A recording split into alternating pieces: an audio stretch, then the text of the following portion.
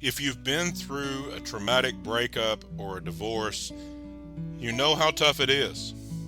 And on some level, everyone asks the question, how do I come back from this? But if you want to come back from that in a healthy way, there's a few things to keep in mind. The key is to learn from the experience. And one of the things that we need to learn is what we did wrong. Now, if we're angry, it's going to be very easy to completely blame that partner, that spouse, and put all the responsibility on them, particularly if we have a legitimate reason. Maybe that partner or spouse cheated on us. Maybe they were abusive. And we can legitimately point to their actions to say that was the reason for our breakup. That was the reason for our divorce. But even if that's the case, do yourself a favor. For the sake of your future relationships, evaluate what you did wrong that contributed to that breakup. Now, you might be able to legitimately say it was 99% their fault. That's fine. Find the 1% that was yours. None of us are perfect. None of us are perfect in relationships. Look for that area that you can say needs to be improved on your part. The lesson you need to learn. This is not about blame. I want to say that again. This is not about blaming yourself. This is about learning to be better.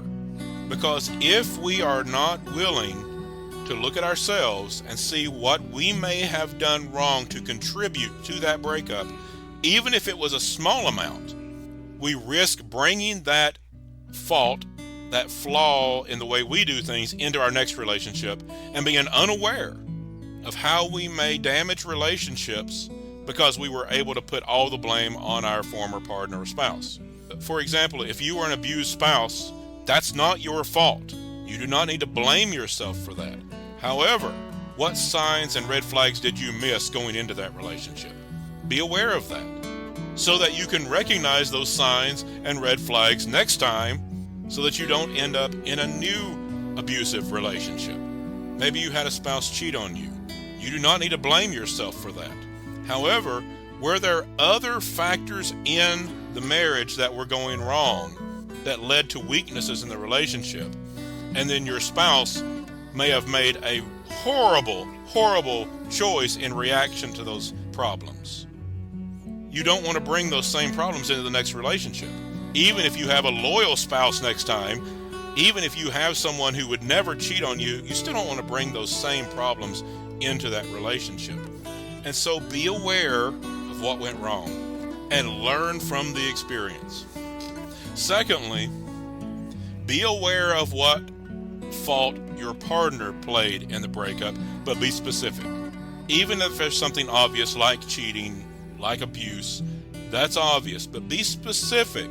You don't have to tell people, but understand in your mind what you can't live with and allow those to become red flags in the future. Don't just say they were a horrible person. Don't just say my spouse was a jerk. Maybe it's true, but be more specific than that. What was it in that relationship that is now a boundary for you? That's just something you know now you're not going to live with. And be very open about that in the future. And third, don't try to pursue future relationships until you've healed. Trauma is real. It has physiological, emotional, mental effects, and you have to heal from it before you can be in healthy relationships. Take the time to heal. Get the help you need to heal. Sometimes people jump too quickly into future relationships because they want the validation. If they felt rejected by a partner in that breakup, there's a temptation to want to win the breakup, to get out there, find someone fabulous, and move on with your life. Eventually, that's a good thing to do.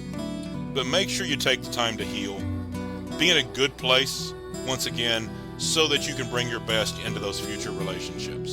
So if you identify what you did wrong, even if it was small in comparison, but especially if you have to admit you were the contributor to that breakup, that it was mostly your fault, have the courage to admit that to yourself.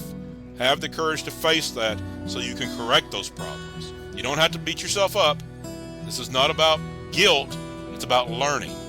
Be specific about what your partner did. Not just generally blaming them as a jerk, but be specific about what you could not live with in that relationship. And third, take the time to heal so that you bring your best into those future relationships and being able to build the relationships you truly deserve.